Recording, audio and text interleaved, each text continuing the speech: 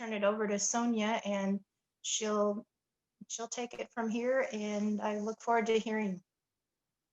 Just a note that I am recording this this program. That's okay with everybody. Happy to share the information. Sure thing. Let me just get my system set up here.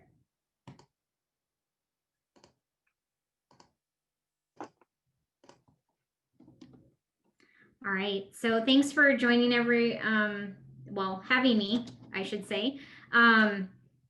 So like she introduced, I am Sonja O'Cl. I am the Built Green Program Manager. And we'll be going over what Built Green is today, our generic certification process, some green building incentives, and why Built Green instead of maybe some other programs. So what is Built Green? We are a program of the Master Builders Association of King and Snohomish counties. We are a certification program for single family and multifamily residential construction in Washington state. Our program is available across Washington. Our particular team focuses on Western Washington. There's a different program that certifies buildings in Eastern Washington. So the program's mission is to serve as the driving force for environmentally sound design and construction and development practices in Washington cities and communities. As she said, we are located in Bellevue, Washington. What we do is multifaceted. So we first and foremost offer certification of homes through third-party verified checklist systems. We offer membership, and our members can benefit through marketing assistance, networking, promotional opportunities, and recognition through awards. Marketing and government affairs is another area that we interact with. We not only partner with our government affairs team for Master Builders Association, but we also, on behalf of Green Building and our Green Building members, advocate for those policies and incentives.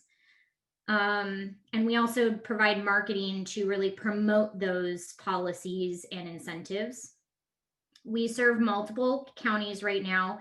We can technically certify anything in Western Washington, but these are the specific counties that we operate in currently: King, Snohomish, Skagit, Whatcom, Pierce, Kitsap, Island, and Tulalip.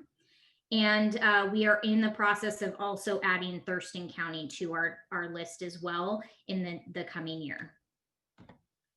So our approach, unlike some of the other certification programs, is holistic. There's a couple programs that have that holistic view, and then there are some energy specific programs or maybe stormwater specific programs, but ours is holistic. So we cover site and water, energy, indoor air quality and health, materials efficiency, and then the operation maintenance and kind of homeowner education. And soon we'll kind of discuss this in a little bit, but we'll also be adding social equity and justice. So we certify homes of all sizes and types, and our certification rates everything with a star level. So this sort of is an overview of what each of those star level requirements are. So our 3-star rating really signifies that introductory level of it's slightly better than code. In Washington state, we are lucky to have such a progressive code in overall compared to the nation. And so our 3-star is significantly better than the average home across the US, simply because we're tailored to the Washington state codes. So just beyond that, so in 3-star Washington terms, it's just slightly better. 4-star is sort of that medium area where it's better. It's about 20% better than energy performance is what we require. On average, we find that most homes actually outperform this. 5-star is really getting into that sort of really high performing home. It's 30% above the energy code, and it requires 600 points. You can see it's a pretty significant jump from 4-star to 5-star. That would be what I would consider kind of a deep green home or building. We also offer a net zero energy certification, which it can be included into any star level, as long as they show that they can model a net zero energy over the course of a year. Emerald stars are truly deep green home. It is required to be net zero energy, and it has it's performance based rather than a prescriptive checklist.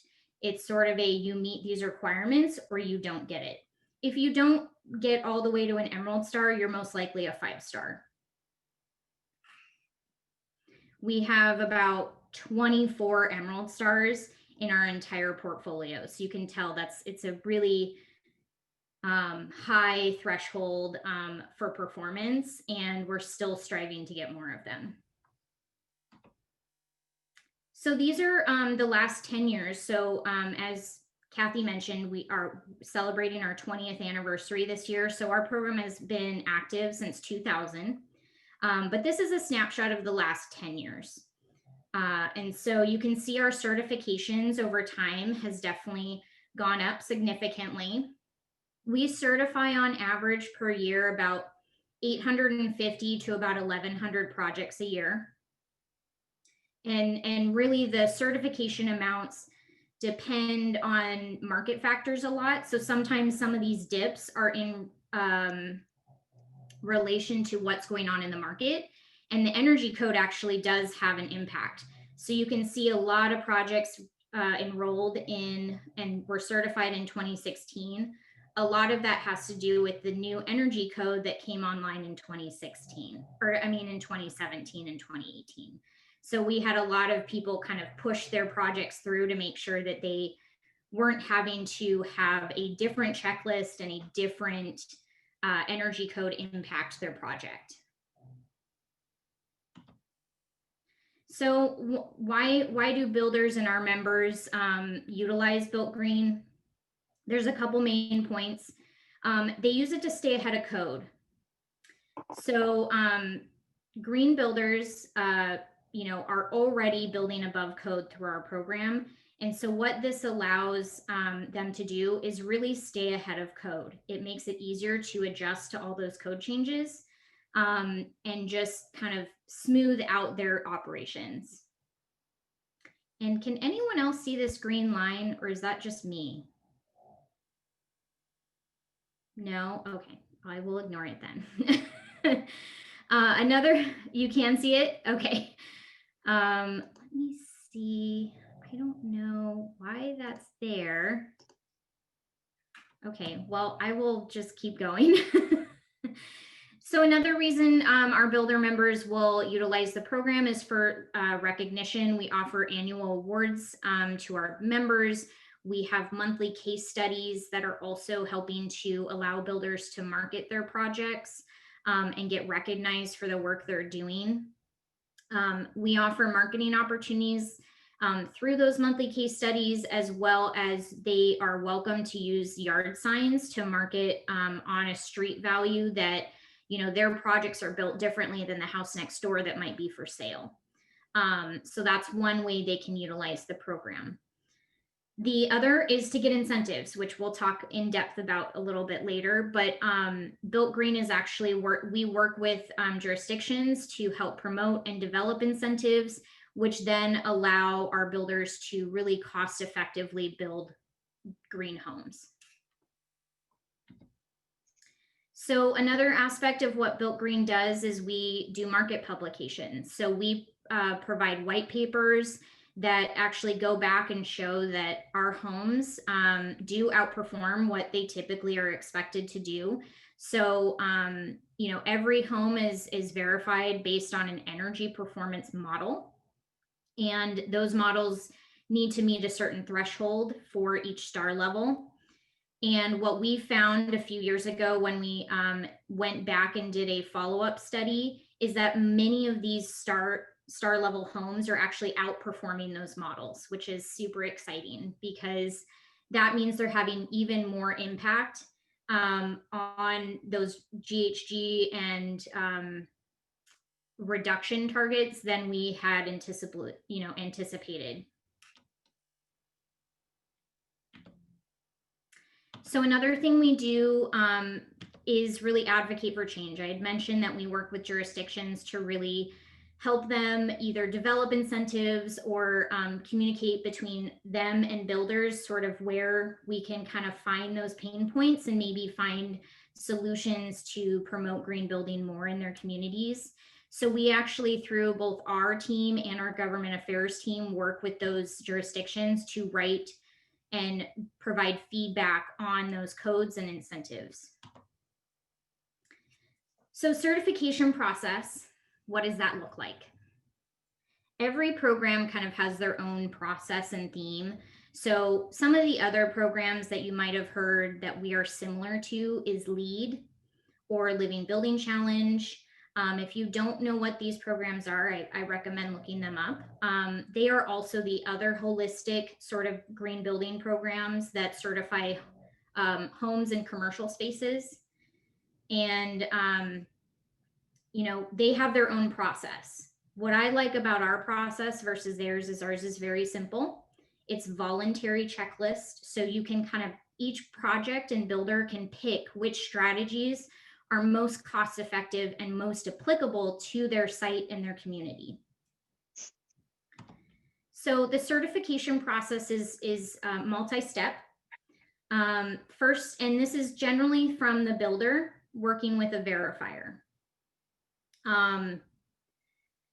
Contacting a Built Green verifier, you know, as early in the design phase as possible is always beneficial, so that if the builder is not, or the designer is not familiar with the program, they can make sure that to design it appropriately to meet all those checklist items they're trying to meet, so that they don't have to have costly redesigns and retrofits later.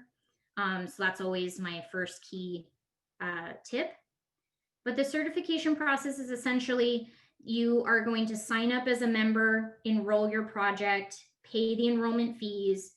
That builder or developer is going to hire one of our approved verifiers who they will work with through the entire project.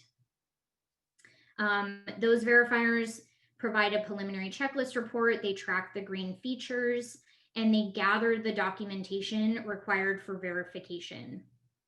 That verifier then submits the packet to myself and our team for certification. So we actually don't work with builders one-on-one. Typically that relationship is with the verifier. We are here to provide support if there's any sort of interpretation questions regarding a credit or how that project can meet a specific credit. But as far as actually kind of consulting on design specifically, that's where we have the verifier come in. So I've been mentioning our checklists. Our checklists are free to download, both the handbook that goes along with it, which provides all of the explanation for every single credit we have, as well as the checklist items. So one really great thing about our program is that we are transparent about what it means to meet our certification thresholds, to meet our star levels, and also you can utilize it as a resource. So say that you're a homeowner and you're just wanting to do some things around your house, but maybe it's not a full certification. I'm going through that right now with my current house that we just bought. And you can utilize it as a kind of best practices kind of guideline. You can go through the checklist and say, what are some of the things that I can implement in my home if I'm looking at my insulation or the materials I'm using? What are some things to consider? Our checklists are great to give you that sort of like, here's some best practices. We have checklists that focus on single family new construction, multifamily new construction, single family remodels, and single family retrofits. The difference between a remodel and a retrofit is that a remodel is really a full bore remodel. You're maybe probably going down to the studs, you're remodeling most of your home, maybe even touching up the landscape, or even adding an addition to your home. A retrofit is really, I'm gonna retrofit some big pieces to really make my home energy efficient, but I'm not necessarily changing every room in my house. We also offer a communities certification, which can apply to an entire community. So if you have a builder who's building, let's say, a planned residential development, or maybe an entire kind of single family home development, like multiple homes, a subdivision, that's where we can come in and help them they can certify an entire community and say, this is a built green community. It's not just a single family home that's built green, it's an entire community. And that actually has things related to stormwater and site design for across the community, and not just on an individual lot basis. And then we talked about Emerald Star. That is applicable to any size program. Most of our Emerald Stars right now are single family homes. And like I said, it's a performance-based requirements rather than voluntary checklist items. So that one is much shorter. It's probably like 5 or 6 pages versus our checklist can be upwards of like 15. So our checklists offer, like I said, a menu of performance and prescriptive based options that are voluntary. It provides our builders and homeowners really a flexible approach that's holistic. So we look at everything that really can impact both the environment and the person living in the home, and then the broader kind of community at large. The program and checklists are all developed with our Built Green Executive Committee, member input, and larger stakeholder consultatives. So this is not built in a vacuum. We really reach out to the community to update these checklists every few years and really make sure that they're up to date with what our market is going through. And it's a balance between typically what needs to be pushed forward and really, like what are we already doing that's kind of standard, and making a little push each time we adjust the checklist. So we're pushing the market every time that we update these checklists, and it's a really fun way to do it. I would say really time consuming, but it makes sure that we are actually following what the market can bear, so that people are actually using the program and not just saying, this is too hard, I'm not ever doing it. But we are also pushing our members to do more each time we update the checklist, and we'll go through a little bit more in a second. So speaking of updates, that was our second. We are in the process of actually updating our kind of brick and mortar, fully utilized checklist, which is the single family and multifamily checklist. These are our new construction focused ones. The last update they had was in 2017, primarily in response to the 2015 energy code that came online that year. So that adjusted the energy sections. The single family checklist has not had a full update in at least 7 years. And so it's really exciting to be able to really look at that checklist, which is our most utilized checklist in the program, and really update it for a modern day kind of scenario and where we're at now. The multifamily checklist is still in development, and we are pretty much only changing the energy section in relation to the code, because that one was more recently updated in a full kind of realm. The 2 exciting credit types we're adding in these new additions are equity and embodied carbon. So we will have brand new sections completely focused on equity and social justice, which is, we are one of the few certification programs that actually has a dedicated section to that. And embodied carbon, which has been discussed in multifamily certifications and multifamily sort of large scale commercial projects. We're actually bringing embodied carbon into the single family market, which is kind of a big deal. And we're excited to see how these roll out and really start to make impacts in those spaces. The other big change is we're simplifying the energy performance pathways, which is something that people have really, everyone wants it to be as simple as possible to get through these programs. But, you know, we really do need to take into account that some of these checklist items really do need to be prescriptive rather than just performance, especially in the realm of like materials. And site and water, you can't really always put a performance metric on that and have it get you the same result. So they're still going to be long, but we're doing everything we can to make them as simple as possible. These new checklists will go into effect February 1st of 2021 with the new energy code that's coming online. And with that, I'm just going to, talk about our third-party verification, which is the last part of our certification process.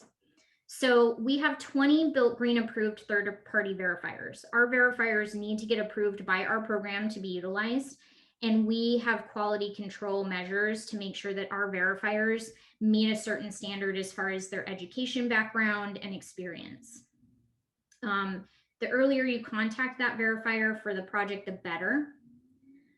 If you are a homeowner and you're speaking to your friends and they are doing some remodels, or maybe they're thinking about purchasing a new home, they would want to talk to their contractor and ask them about Built Green. And then the contractor can then contact our verifiers to really go through the process.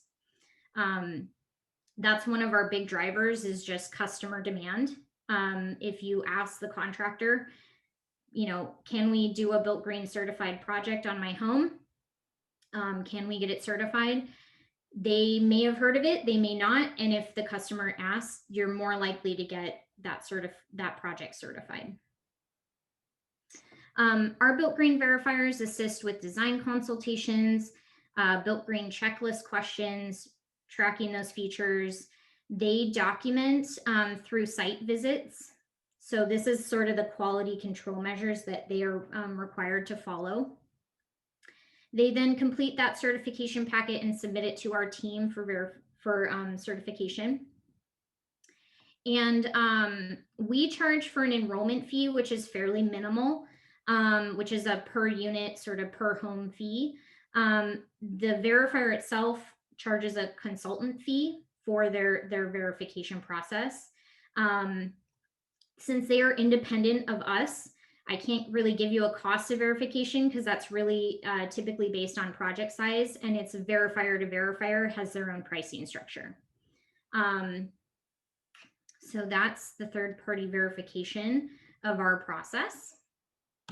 And I'm just going to pause here in case anyone has any questions about Built Green and our certification process.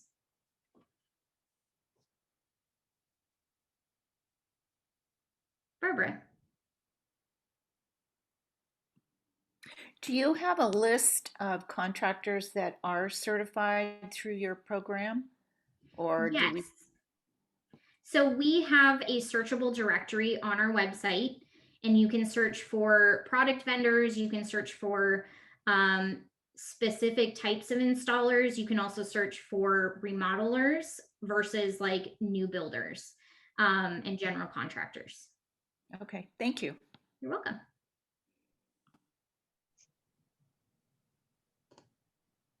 Nancy. Yeah.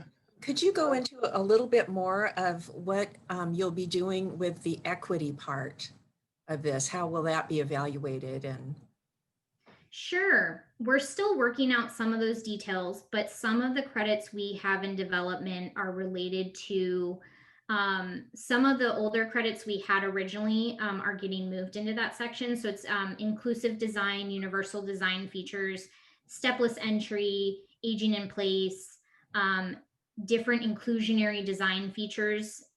Those are sort of ones that our builders are already familiar with, but they've just been moved into that section. The other ones are really around pro-equity sourcing. So where are they hiring their people? Are they hiring from organizations like Weld, who work specifically with system impacted individuals and getting them job training? And are they, as an organization, training their employees around the topics of equity, anti-harassment, anti-racism? Do they have committees or equity and social justice plans for their organizations? And are they looking at some of the, are they performing, let's see, equity impact reviews for either a project specific or for their entire development portfolio? Because sometimes it won't be applicable to a single family home site, but if you're a developer, you may have, it may be more applicable to look at their entire portfolio and how that performs from an equity lens. And those are some of the areas we're looking at. As far as sourcing, where are you sourcing your materials? Are you sourcing them from WIMBY manufacturers and vendors? Are you working with contractors who focus on that as well? And looking at overall kind of how are they designing their projects? How are they looking at it from an equity, like what realms they can touch within that project? And really this is a first time that a lot of our builders are going to be looking at these things. So we're not aiming for perfection with these credits. We're aiming at a starting point because it's not something that people are talking about. Thank you. Welcome.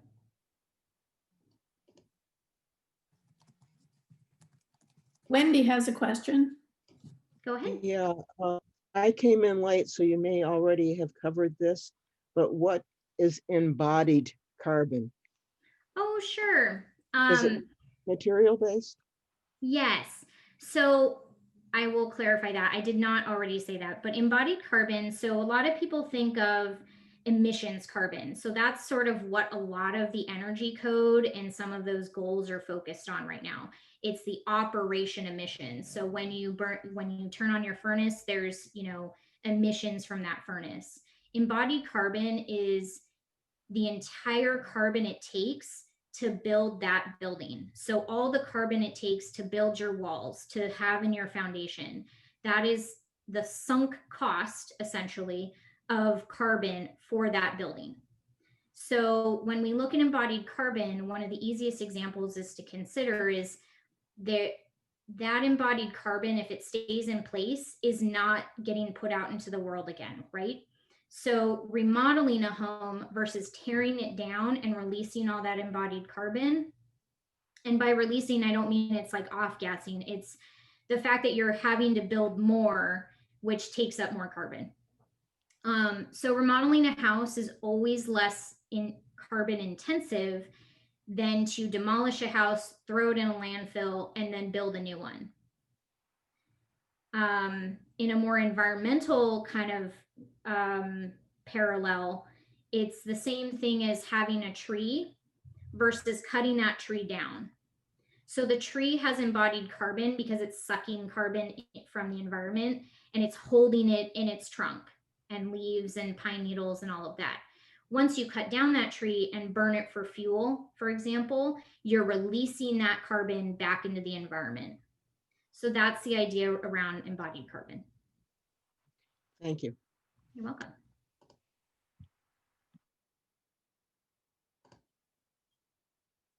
All right, I'm going to keep going. I will have more time for questions afterwards. So incentive rebates and green financing are all things that really help to move the market to do green buildings. So there are city, state, and federal incentives.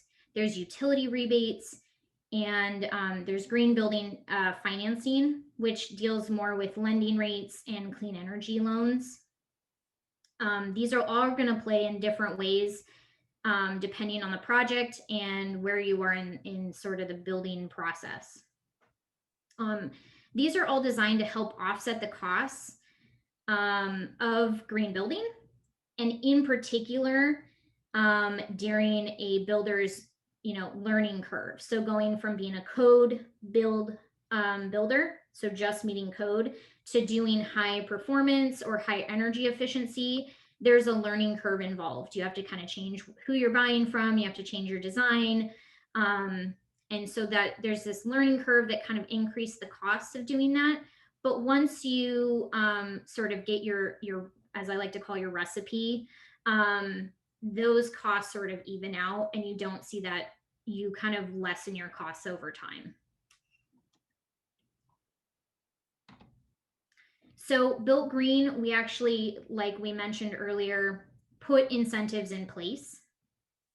And we work with different cities and jurisdictions to really help them or provide feedback on incentives or codes that they're putting in place. So a great example of how this is really shown is that through the work and partnership we have with City of Seattle and their planning department, in particular their green building team, in 2019, 73% of all newly constructed single family homes in Seattle were Built Green certified. That is huge. That represents a lot of homes being built above code and having less impact on our environment. So as Built Green, we offer resources to find these incentives. So we on our website have tons of resources for green buildings, whether you're a builder, a consumer / homeowner, or if you're a regulatory policymaker. So in particular to incentives, we have a list of every Built Green related incentive on our website. I recently, just researching this for this presentation, discovered that Bothell has one, which I need to add to this list. And so we, as I said, kind of mentioned here, we update this website as the regulatory environment evolves. So this is a live website. We try and keep these links up to date. If your group ever knows anything about an incentive coming online, you're welcome to contact us and let us know either if we could be of any help with that, or if it just needs to be posted and we just aren't aware of it. So finding the right incentives is sort of the crux of it all. So these are some of the incentives that we know about, and the ones on the left are really ones that we've seen have found that right package. It is the ones that have shown that they work, they incentivize just the right pieces that builders actually are like, yes, I'm going to do that. The ones on the right are ones that are in place, but maybe are underutilized. Either people don't know about them, maybe they're just not the right incentive, or it has restrictions that aren't necessarily facilitating broader adoption. And I will just make a note that this is from a Built Green perspective. Some of these may be utilized by other certification, specifically in the commercial or large multifamily space for buildings. So this is just from a Built Green perspective. So the really big ones that we've seen impact the market and actually move that market is the City of Shoreline's Deep Green Incentive Program, which reduces fees, parking requirements, and offers faster permitting depending on the level of certification. So theirs is actually tiered, which is great, and is sort of my go-to example of a really well-written incentive program. The Seattle Green Building Standard offers a density bonus, which in Seattle is huge for builders. The more you can get out of that lot, the more money and profit you can make. So, and then expedited permitting through the Seattle Priority Green Program has also really been a big one for Seattle builders, because again, it's just a very busy city. There's a lot of buildings. So anything you can get to like increase, well, I should say decrease the permitting process and the time frame is money for them in their pocket. Some other rebates and grants available. So SNOPUD actually has a better built home rebate. This is available to homes being certified through a program, and there's different sort of levels different rebate levels depending on what you're doing. PSC has energy grants and rebates available for both single family and multifamily projects. Cascade natural gas rebates are eligible for Built Green projects, simply because we're already requiring you to be efficient. And so they don't call out Built Green certification. It's more that if you're building to Built Green, you're most likely eligible for these rebates because you're utilizing the technology that they're requiring.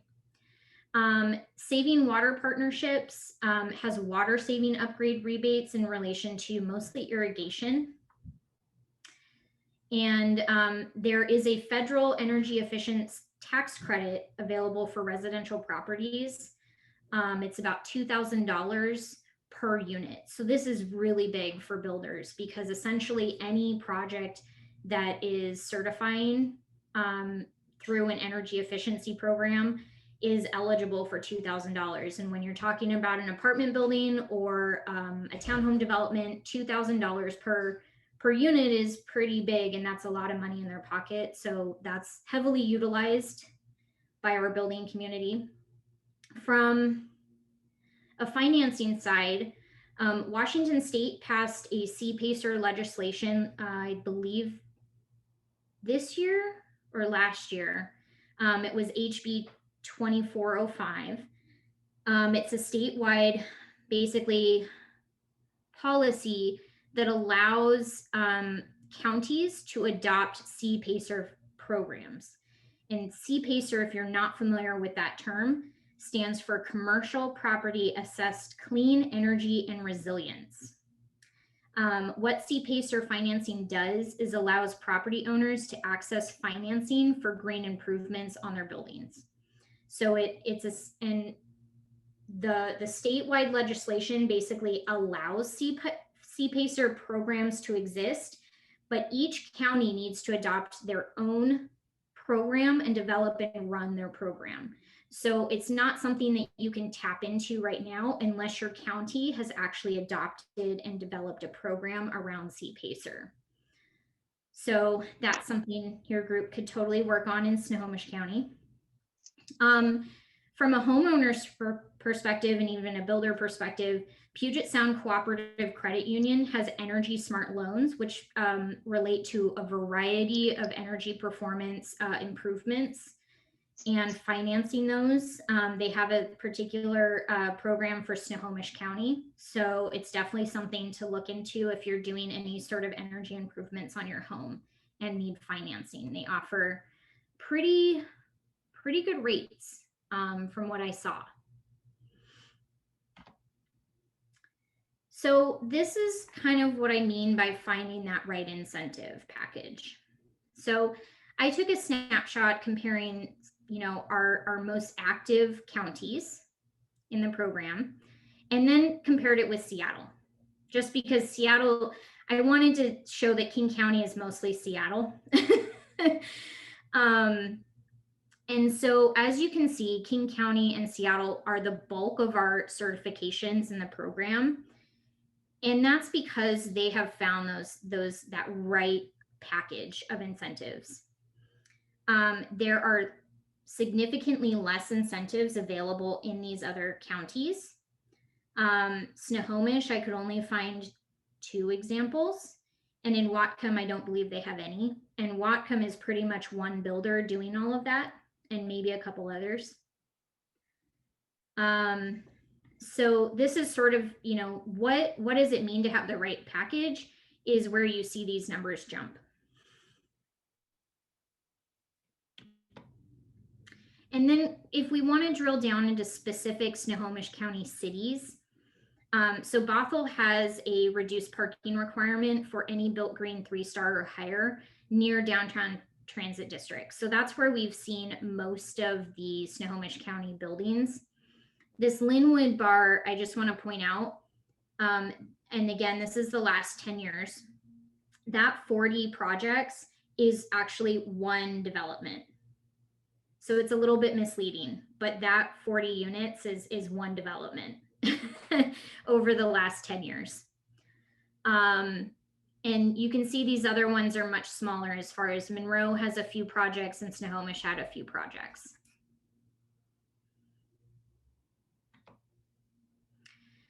So opportunities are available to engage your local cities if you would like to work on promoting more incentives or policies around green building development. A really big one right now is that many counties and cities are updating their climate action, environmental, or sustainability plans. Every kind of city and county calls it something different, but it's usually using those kind of terms. We, as Built Green team, actually work with these cities to provide feedback.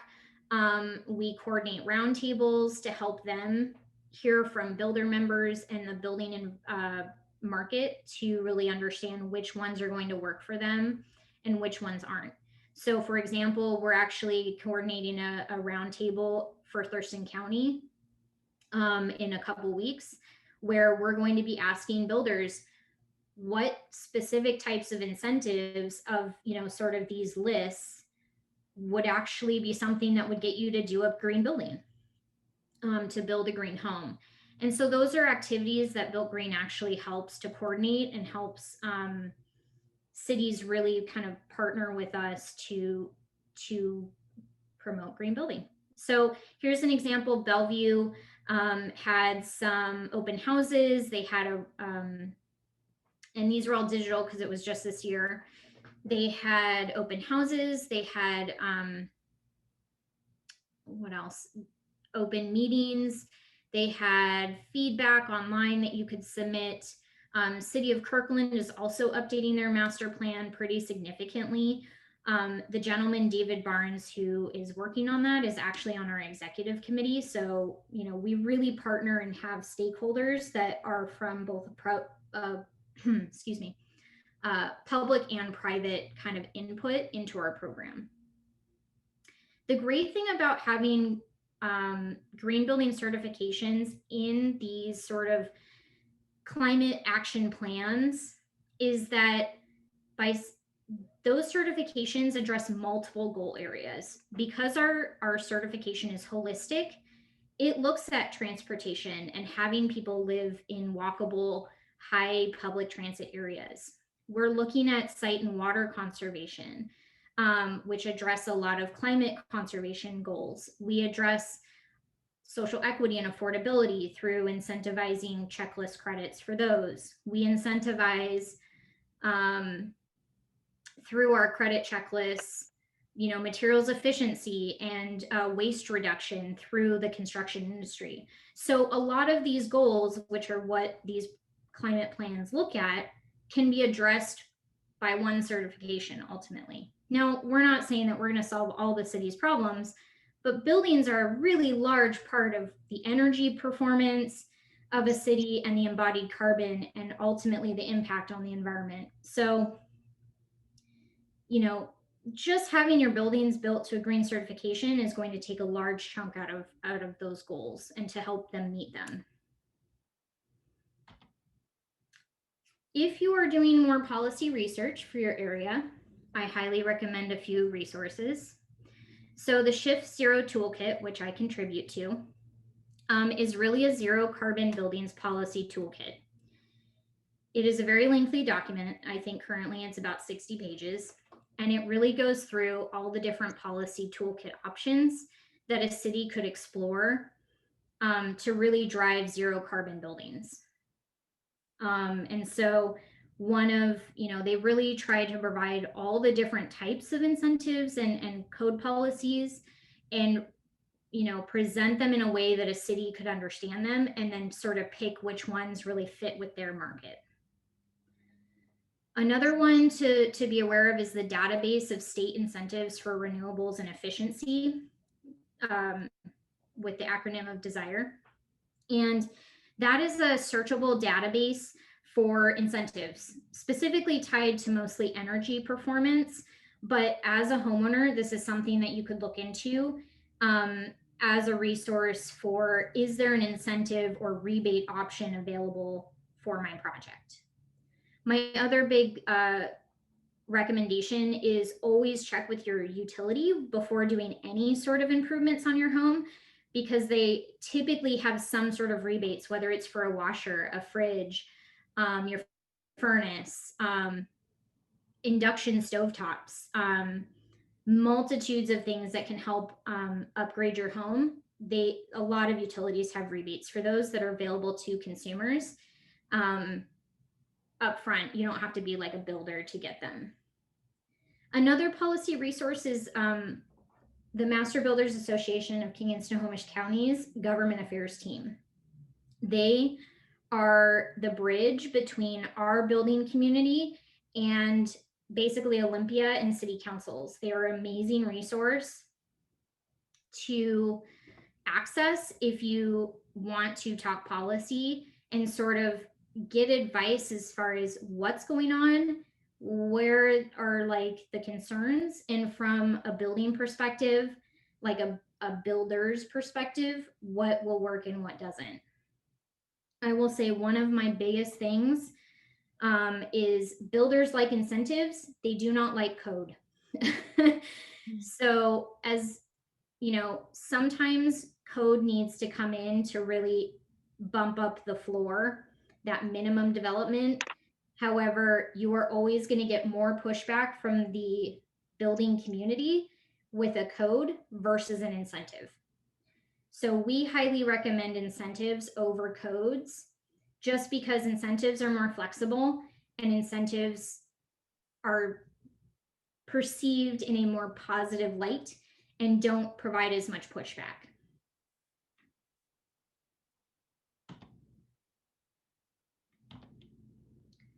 So why Built Green over, Energy Star or some of the other programs? Mainly, and just certifications in general, let's just say that.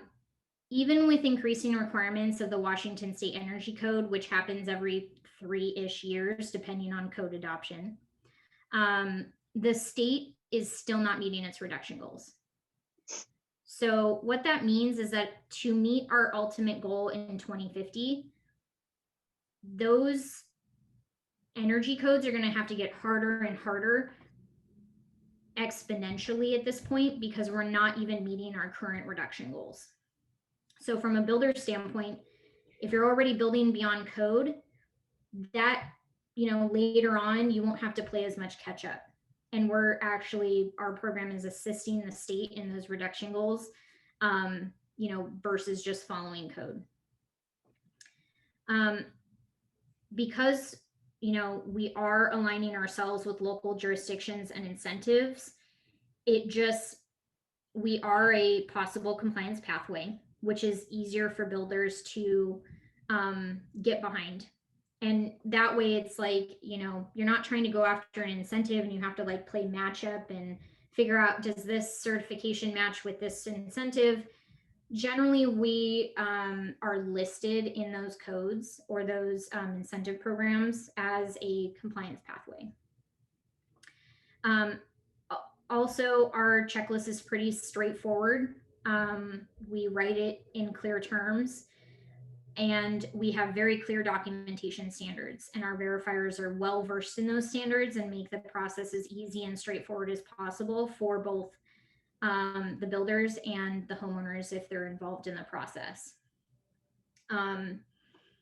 We have a proven 20-year track record for reducing the impact of development. We have white papers demonstrating that, and we've certified over 20,000 projects We actually have in operation over 37,000 built green units. That includes every single apartment in a multifamily building versus the project number, which I quoted as over 20,000, refers to an individual like site, which would be like one multifamily building along with like a single family house. So we have a lot of certified projects here in the Western Washington region, and that's a testament to our program and how much it's accepted. The third-party certification actually increases values for both builders and homeowners because it's not their word, it's a third-party independent verified, statement saying this performs as it's described. We are transparent. At the time of sale, we can provide the certificate. We can even provide homeowners the actual checklist that their home utilized for that certification. Now it's a snapshot, so if the home had been improved or remodeled, it will only reflect when it was certified. But we are transparent with that. So any homeowner who buys a built green home can actually request the full certification checklist and the documentations, which is great because if you buy a built green home and you want to know what kind of furnace they installed and when, you can request that information from, you can find that on the checklist. You will have the brand, the model, and you'll know what was installed in your house. That is not always the case with a lot of other programs. And so it's really, and you can even find out like what your home was modeled to use, like how much it was above code at the time that it was certified. So there's a lot of information we share. These graphs get to that. So we try to educate folks, and education is a big part of our program, on how can our builders and real estate agents really sell these homes effectively, not only from just selling it, but also in a value statement. We find that using terms like sustainability, green, are not always the most applicable to most folks. The key terms that we're finding in the industry are operating efficiency, long-term energy savings, lower monthly bills, high performance, healthy homes. Like it kind of, for environmentally or sustainability folks, it's a little bit hard to kind of wrap your head around sometimes, but using those terms can off-put a lot of people, especially when you're not in a deeply green market like Seattle. In Seattle, it's almost expected at this point, like you're buying a green home. Outside of that, you may actually find clients who are like, I don't care about sustainability, but when you frame it in a way of like, well, would you like to have lower utility bills? Would you like to have a house that's higher quality and is lower maintenance? It would be hard pressed to find somebody who would say no. Most people want to have healthy indoor air, and lower bills and less maintenance on their home. So when you frame it from that perspective, you're going to get more responsive, like, yes, I want that. Now, one way to say, well, how do you prove that, is through a certification. And that also helps appraisers truly appraise your property compared to the other houses in the market in an appropriate way, and really signify like, yes, I've done this due diligence on my house, and here's the verification to show that. So I'm going to leave you guys with this. So the risk of not promoting these policies or these incentives in Snohomish County more than they are, is really that cost of inaction, which I think I'm speaking to the choir a little bit with this slide, but I'm going to assume that most of you believe in climate change and that it's impacting us as a whole. And so that cost of inaction is really, climate change is here. It's only going to get worse. How do we mitigate the worse, right? It's not that we can say it's not going to happen. It's going to happen. It's just, how do we make it the least worst it can be. The inaction is that climate change affects human health and wellness. You know, lead paint used to be a thing, and now we know that it's not a great thing anymore, so we don't use it. Now, you know, then it was VOCs, and a lot of VOCs are, you know, low VOC materials and off-gassing are certainly available on the market way more than they used to be, but that's not always what is installed in your house. Sometimes builders just choose whatever material they can get for that looks good and has a great low price, and it may be off-gassing things that you don't necessarily want in your house. Using a certification program really curtails that because a lot of them don't allow those. And it incentivizes them to not make those selections. Through, you know, what we talked about a little while ago, incentives and new markets really get left on the table if you are not certifying or using a green building program, because some of those incentives are tied to that certification. So if you're not doing that, then a builder or even a homeowner could, sorry, my marketing keeps getting in the way and I keep saying consumers. I have a marketing background, so I apologize. So, you know, you're really leaving money on the table. You could potentially get a huge discount on an induction stove if you're not looking for those incentives or rebates. You know, we kind of discussed that cost of keeping up with code changes. That really can impact a builder, and also the cost of your home. You know, if you're forward building your home, when that code changes and you go to get a permit, you're not as likely to get an inspector who's going to suddenly say, well, your attic's not insulated to code, you need to update that too. And so from a homeowner's perspective, you're future-proofing and making your home more resilient, and it'll last longer. From a builder's perspective, it costs time and money to change your design practices, your vendor sourcing, every 3 years when that new energy code comes up. And, you know, we have that sort of, we have a lot of builders in the state who are just like, how do I meet this new energy code? Like, it's so much tougher. And our green builders are like, yeah, I just got to change a few things here and there. Like, it's no biggie. We're already doing that. We're already using mini splits. We're already insulating. We're already, you know, locating the furnace inside. We're insulating things. So there's a lot less cost of time and money to make those changes.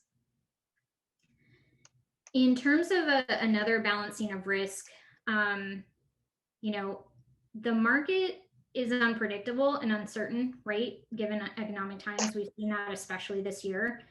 What we have found is that homes that are built to a certain standard, specifically resilient and green standards, tend to be more stable and more desirable, even in those unpredictable, uncertain times, because people recognize that, oh, well, if my utility bill is $5 because I have a net zero home, when I lose my job or I have you know, something happens, I don't have to worry about my monthly bill, like my monthly energy bill, which really gets down to affordability and equity as well.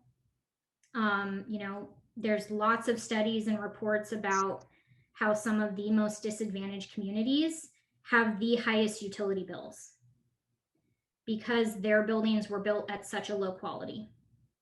As an industry, it's something we're still trying to work on from a green building perspective, is how we can marry affordability with green, because some of these technologies still are more expensive. Now, granted, our 3-star buildings, our 3-star homes, have a cost parity with a code-built home. They don't need to cost any more than a code-built home. They shouldn't if you're doing it right. A 4-star home, depending on your market, may cost maybe 1 to 4% more. But that generally is, and that's from a builder's cost perspective, not necessarily a market. Market rate is, you know, real estate market. And so from a builder's cost perspective, it's really not that big of a leap to even do 4-star. And the risk isn't really there because it's unlikely customers, like we said, are not going to want energy savings or healthy homes, or homes that they can stay in for a long time, like aging in place concepts, having things where you don't necessarily have to walk upstairs to get to your bedroom. You can get everything on the same floor. Maybe you have a stepless entry. And so, you know, when you age, it's easier to get in your house. Or if something happens, you know, you're injured or something, it's easy to move about your house. Same with, you know, if you have kids, can your kids utilize the space? Is it flexible? So through the COVID epidemic, we have seen everyone needs to have flexible spaces, right? Our houses are becoming our workspaces, our you know, schools, and having you know, your home play multiple roles in a smaller space is something that's very desirable now. Having an additional dwelling unit for family members who need to stay with you for a time, or maybe that dwelling becomes your office, or maybe you rent it out and get more value out of your property because you can rent it. So there's lots of things that a green home can provide to the homeowner in addition to just the energy savings. You know, our city and states are maintaining aggressive climate action goals, and these certifications, like we've been talking about, really assist in meeting those goals and incentivizing people to do more than the minimum of what the code is trying to push us to do, as, you know, painlessly as possible. Lastly, certifications really avoid customer confusion and prevent greenwashing with that third-party verification. Because if it's not verified, I could claim whatever I wanted. And if you believed me, great, I'll take your money. But if it's verified, I can show you through independent, verified, transparent processes that I built it to a certain standard, and I actually installed what I said. You know, I actually used low VOC paints on the walls. I didn't just say I did. That helps both the homeowner be confident in what they're buying and what they're living in.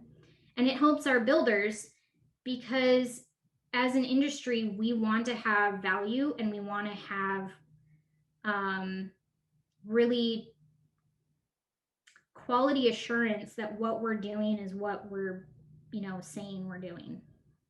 And through, you know, greenwashing as an environmental concept is something that it's not just for products and foods, it's also for buildings. We don't want to have greenwashing because it dilutes the value overall of these programs and of these buildings. So third-party verification is actually very important for that. And so I will leave that. And one ask I will have of your group is, since you are Snohomish County based, if you can talk to your city council members about green building incentives and get that conversation rolling, that will be a huge step forward. And we're happy to help with those conversations should you want to have us involved. And with that, I will end for questions.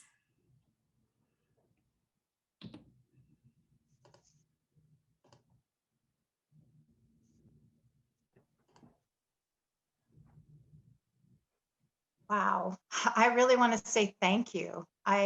If we do have further questions, can we forward those to you, Sonja? Would that be okay? Of course, yes. Linda. Hi, I was wondering how often you update your checklist online. So it depends on the checklist. They sort of go, we do one checklist at a time because it takes about a year through stakeholder engagements and meetings and consults and writing of handbooks. It takes about a year to do one checklist update. So we update the checklist generally with the new Washington State Energy Code, and that's just the energy portion. So those sections get updated more often. Overall checklists can be anywhere from 7 to 10 years between full updates I have been in this role since, well, I'm celebrating my year anniversary in a week. So I'm hoping to keep that a little bit more often, but it is very time consuming and we do so much work in our program that it's just not feasible. And it also doesn't make sense from a market perspective. Like it's not rotating that quickly. So I'm hoping to update them every 3 to 5 years instead of 7 to 10 years. Just because things are moving more progressively and technologies are shifting, we try and future-proof these checklists as much as possible by providing a lot of innovative checklist items. But as things get more standard and as the standard kind of moves things forward, we do update that each time. Joan. Yeah, I missed a lot, so was at another event, but I wondered, did you explain the difference between the rankings, like when they give platinum, gold, silver rankings to buildings like the one in Woodinville and down in that we visited and Yes. I think So that's we certify our verses with a star level. So we go 3 to 5 stars, and then we have a net zero energy certification, and then we have a emerald star, which is our super deep green. So 3-star is roughly 10% above energy code. Our 4-star is roughly 20% above energy code, and 5-star is 30% above energy code, and that's our minimum. So some of them are above that and some of them are like at that level, but that's sort of the equivalence. And then each one has a point requirement that ratchets it up, and the biggest leap is from 4-star to 5-star. Our 5-star is pretty stringent, and it's fairly deep green. It's very high performance. The Emerald Star is more performance based and it's requirements versus voluntary checklists. so is this all part of your checklist? I mean, is this something Yes. we can go online and see?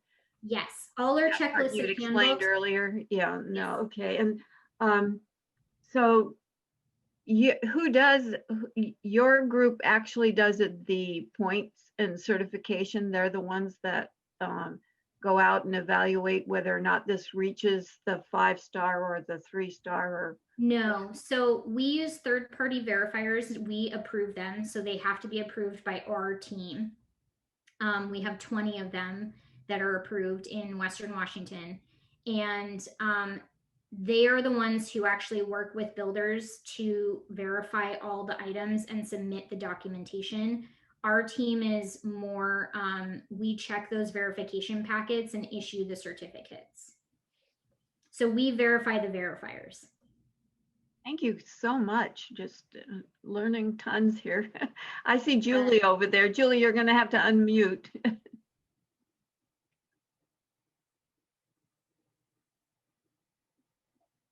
You talked about how much extra cost was involved in a 3-star and a 4-star, but I don't think you told us the 5-star home, the extra cost.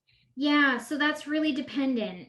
So it's hard to really give a cost on that because it really depends on the materials they're using, the energy efficiency strategies, because those strategies can cost significantly more, especially if you're going towards net zero energy ready or net zero energy. Because generally at that point you're installing solar panels, which can add anywhere from $10,000 to $20,000.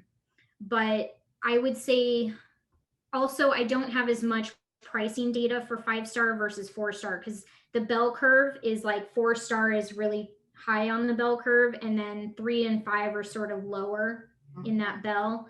So I do know 3-star is pretty much at the same price as a code if you're doing it right.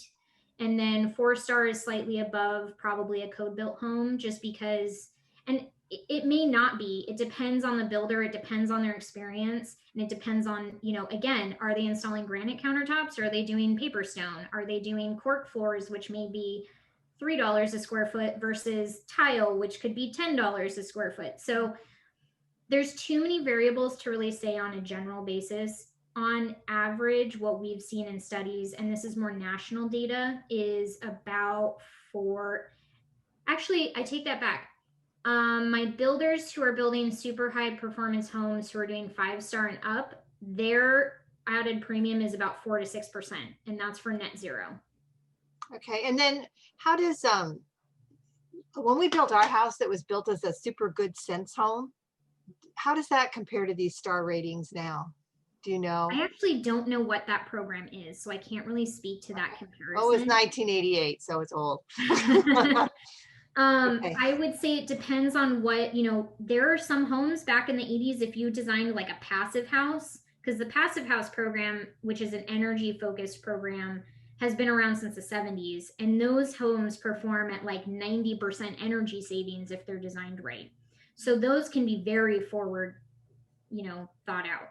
Generally, I would say a typical 80s home is probably less than what we're doing now, simply because the energy floor of like the code was so much lower, and building practices were lower, and energy and technology was lower at that point. Right now we have we have furnaces and ductless heat pumps that have an efficiency rating of like 92%, which means, for every 92 cents or for every $1 you're spending on energy to heat your home, 92% is being converted to energy to heat your home, versus my current like 1986 furnace in this house that I live in, which we're replacing in the spring with something much more efficient, only has about a 75% efficiency. So, and that's a 1986 gas furnace. So that's sort of the comparables. So what kind of things make a 4-star home a 4-star home other than furnace efficiency? Thermal performance of your envelope. So if you're not familiar with the term, your envelope is like your walls, your roof, basically the walls and the structure itself. Air sealing is really big, making your home tight so that you're not leaking air, you're not leaking heat. Is that, and your energy efficiency as far as your appliance, like your furnace and heating, are some of the largest energy savings you can do in a home. So if your insulation hasn't been updated since the 80s, that's going to be a big one that you could do, because again, I'll use my home as an example. This is built in 1968. The insulation probably was improved when they remodeled over 10 years ago, but our attic, we know is under code right now. So we are in the process of looking to get quotes to increase our attic insulation, because as we all know, heat rises. Another big thing that is different than an older home would be insulating your slab, so your actual foundation, because concrete is a heat sink. So while heat does rise, and most people think of their attic, your concrete slab loves heat, which is why your basements are so much cooler in the summer. Because concrete sucks up that heat. So insulating your slab helps the heat stay in your house. Air sealing helps the heat stay in your house. Now I talk about heat mostly because we're in a heating climate. Sadly that's sort of changing, and we are having some days in the summer where air conditioning is much nicer to have than not. But there's a lot of passive cooling that you can do, shading trees on certain, having eaves. So there's a lot of passive strategies that houses can implement, shading your windows, things that you can easily install. The easiest one that most people have already done is switch to LEDs in their homes, and air sealing when they can. And Sonja, I think we can go on and on. I have the feeling that this topic is just rich. And we would like to hear from you again. We are in the process of additional planning, especially for public consumption and a broader consumption. And I'd like to keep Kathy Hamilton in touch with you, because it seems like you have some things to share that we would really like to see promoted within our community. So thank you so much today. is there like a final, I have to ask this question out there, or can we, Vicky, you'll have to unmute, Vicky. You'd think I'd know by now. Yeah, my question is about single family versus, or detached housing, I guess, versus attached housing. Does your code, do you take that into account in your system? Because from what I've heard, living in an apartment, for instance, where you're surrounded by walls that are shared with other apartments, can save up to 10 times the energy. Yeah, so we don't necessarily take into account, so our checklists are single family, which also include townhomes and row houses. Those are all modeled on a per unit basis. Multifamily is a different checklist entirely, so we don't necessarily compare the two. And so, yes, you are correct. Living in multifamily in general saves resources. It's less space, it's more space efficient. Your heating, I've lived in apartments and know that I've never had to turn on a furnace or heater in an apartment in certain locations, just because everyone's sort of insulated. So yes, that is true, but we don't as a program compare the two per se because they're just different models entirely. So that's more of in general, like, am I going to build a multifamily building in this lot or am I going to build a townhome? That's more of a zoning requirement than a builder gets to choose. Generally, the residential zoning and land use kind of dictates what's allowed on that piece of property. Okay, Thank you. thank you. Yeah, thank you. And once again, I don't think we've really run out of questions, Sonja. So we'll keep Kathy hooked up with you, and we hope to see you again in the future. Yeah, thanks for having me. Always great to talk about the topic. I'm a building nerd entirely, so I will talk on and on. And one resource I will give you guys as you know, homeowners of your own, or maybe even you just live someplace. King County has a really great eco tool, I think it's the eco remodel tool, and we actually help doctor that and update it. But it's a great interactive tool, super easy to just click around. It's a house and it just clicks around and you can say like, what can I do in my living room? What can I do in my walls? And, you know, it's a very consumer oriented, homeowner oriented tool. Can you send that link to Kathy or to? I'll put a link in the chat. Oh, that would be great. Thank you. All right. Thanks, everyone. I'm going to put the link in and then I'm going to head out. All right. Thank you. Sonja, thank you.